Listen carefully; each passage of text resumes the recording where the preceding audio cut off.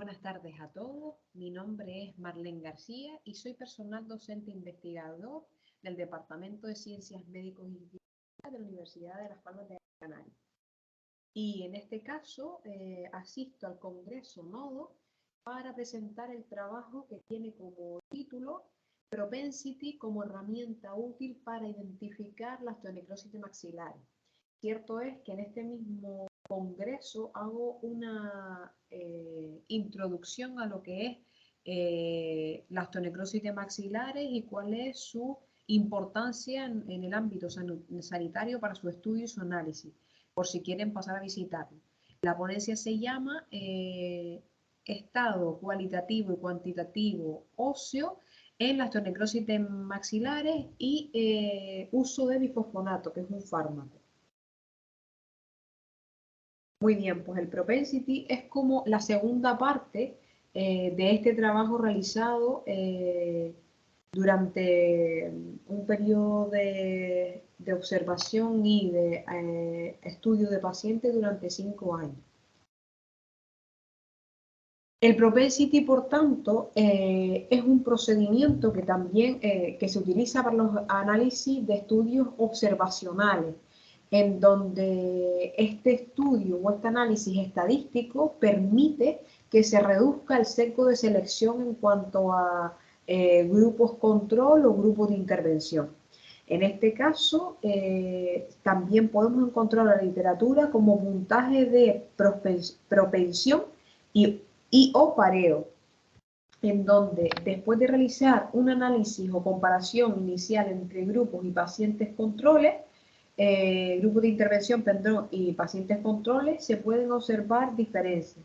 Entonces, para lo que se utiliza este análisis estadístico es para identificar o asignar a un tratamiento a una persona de forma particular según las covariables observadas, es decir, según las características específicas de ese paciente. Permite identificar o sacar una regresión logística con una variable dependiente, una variable de confusión más una probabilidad predicha. Esto es lo que es en sí el puntaje de prospección. Y el emparejamiento se lleva a cabo según ese puntaje de prospección. De manera llana y para que sea más fácil la comprensión, se trata de que a través de una muestra muy grande, en la cual no se ha intervenido, se trata de buscar en un grupo control con ciertas características y que se quiere intervenir, buscar cuáles son las condiciones similares más características, es decir, es como si buscáramos entre un grupo y otro cuál es su gemelo que mayor coincide en cuanto a condiciones, en este caso características de salud, porque lo vamos a estudiar en el caso de la osteonecrosis de maxilares. Se trata, por tanto, de un análisis multivariado según la muestra que se obtiene, en este caso, de una base de datos. ¿Qué ventajas tiene el uso del propensity, también conocido como propensity score matching, pareo o puntaje de propensión? Que permite una combinación única entre el grupo de tratamiento y grupo de control, es decir, que identifica a una persona de las mismas condiciones, tal cual iguales, de un grupo y otro. Por tanto, equilibra esas covariables que se están analizando y permite el equilibrio tanto en el grupo control como en el grupo de intervención.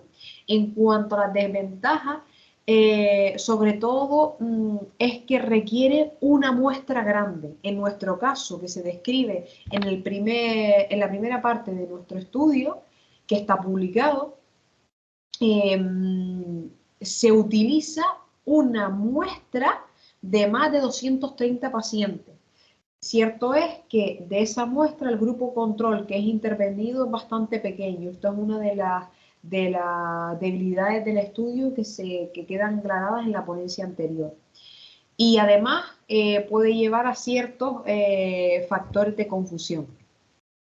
El objetivo, por tanto, de esta segunda parte es estudiar la posible asociación entre el desarrollo de osteonecrosis de maxilares y el uso de bifosfonato, que son los fármacos que supuestamente se le ha catalogado como el principal riesgo de generar la osteonecrosis de maxilares comparando con el grupo control según el puntaje de prospección, es decir, identificando a pacientes iguales en un grupo y otro.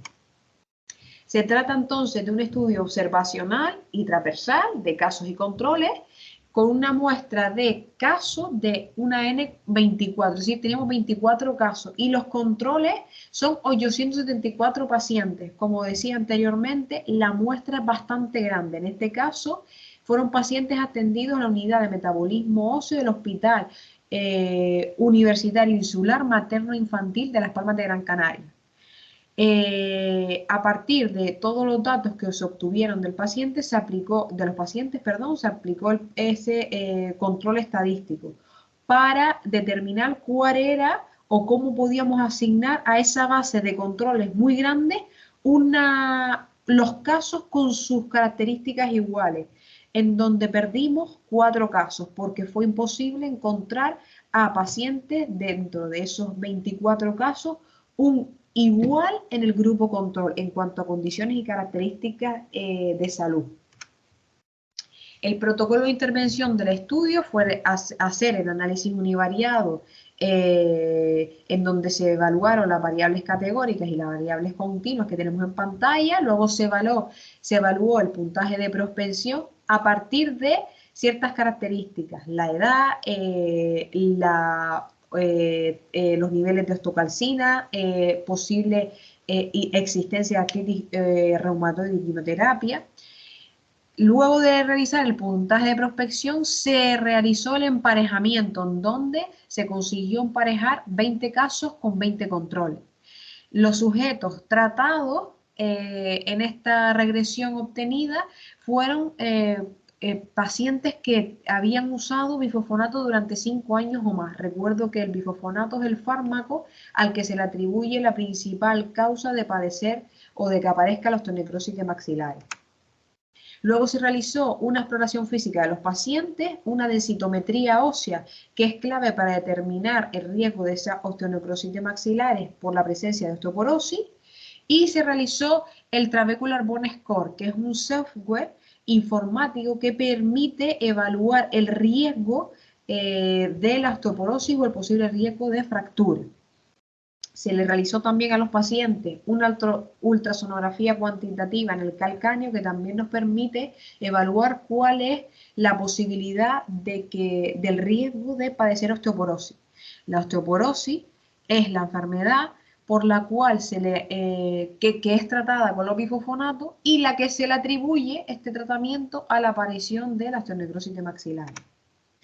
Luego se hizo unas mediciones bioquímicas mediante un análisis sanguíneo para saber cuáles eran los niveles hormonales de las sustancias que vemos en pantalla que determinan también el riesgo de padecer esta enfermedad, y la radiografía de la columna dorsal y lumbar para posible evaluación de fracturas presentes y que han pasado desapercibidas. Como discusión podemos determinar que las osteonecrosis de maxilares siguen sin estar claras en relación con los fármacos antirresortivos, que son los fármacos que se le pautan a los pacientes con osteoporosis. Lo que podemos aceptar como hipótesis es que la osteonecrosis tiene una causa o una etiología multifactorial, en la que el bifosfonato como fármaco utilizado para la osteoporosis simplemente es un factor de riesgo más dentro de todos los que recoge los riesgos de la osteonecrosis de maxilares. Y también tenemos que decir que, según los datos recogidos, la mayoría de pacientes que refieren osteonecrosis de maxilares son los pacientes que padecen o con problemas oncológicos. Por tanto, el uso de bifosfonato en la dosis que se marcan en pacientes con osteoporosis no es la principal causa en comparación con esos pacientes oncológicos que reciben unos bifosfonatos a dosis mayores. Sabemos que por causalidad, una extracción dental es la principal causa de que aparezca esta osteonecrosis en pacientes que tienen una patogénesis antirresortiva y además que tiene la consistencia de padecer diabetes, posibilidad de osteoporosis, artritis reumatoide o deficiencia de vitamina D. En cuanto a los resultados de marcadores bioquímicos medidos, fueron similares tanto en el grupo control como en los pacientes que padecían osteonecrosis de maxilares.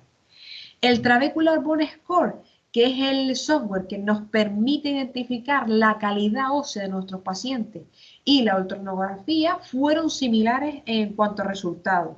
Por tanto, no fue característico dentro de nuestro estudio.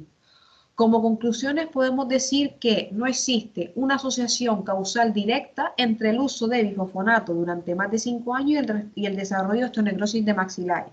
Además, hay otros factores químicos que favorecen la aparición de esta enfermedad, no solo el uso de bifosfonato, como es el tener una patología oncológica y el tratamiento de quimioterapia, además de una mala salud oral o el uso de corticoides, o padecer enfermedad como diabetes.